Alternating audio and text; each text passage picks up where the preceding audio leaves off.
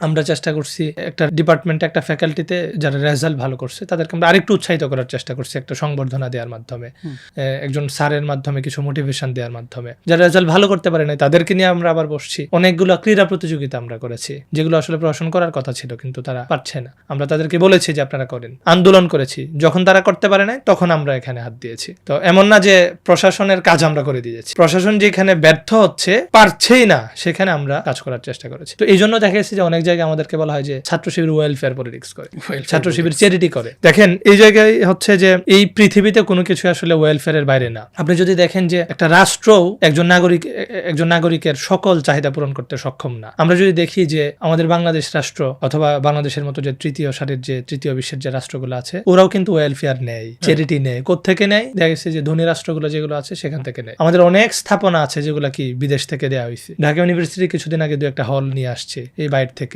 আমরা দেখেছি যে আমাদের বিশ্ববিদ্যালয়ের কথা যদি বলি, আমাদের বিশ্ববিদ্যালয়ে অনেক বিজ্ঞান অনুষদ, জামে মসজিদ, আমাদের ল ফ্যাকাল্টি, টিচারদের যে বাসগুলা থাকে এগুলা স্পন্সর করে। এটা কখনো হয় স্পন্সরের নামে, কখনো হয় না, এটা মানে কখনো পলিটিক্যাল একটা ব্যাকআপ থেকে আসে, সোশ্যাল অথবা ইন্টারন্যাশনাল এনজিও থেকে আসে, নানান ভাবে আসে। তো এবং এই ওয়েলফেয়ারের কথা এটা শুধুমাত্র ছাত্র শিবির করে এরকম না, এটা আল্লাহ তাআলা পবিত্র কোরআনে বলছে। মুসলিম ইসলাম ধর্মে এটা আছে, প্রত্যেকটা ধর্মে আছে যে অপরের তুমি সেবা করো, কেউ যখন বিপদে পড়ে তখন তুমি তার সেবা করো। কিন্তু আমাদের বিরুদ্ধে এই যে একটা নেগেটিভ তৈরি করা হয়েছে যে ছাত্র শিবির প্রশাসন যা করার কথা তা না করে তাকে গা বাছায়া দিচ্ছে। তো এটা একটা ভুল একটা প্রচারণা ছাত্র শিবিরের বিরুদ্ধে। তো আমরা চেষ্টা করি যে শিক্ষার্থীরা যেখানে বিপদের সম্মুখীন হয়, তাদের প্রয়োজন হয়, আমরা আমাদের সাধ্য অনুযায়ী আমাদের সিনিয়র ভাই যারা আছেন তাদের কাছ থেকে আমরা একটা সহায়তা নেওয়ার চেষ্টা করি।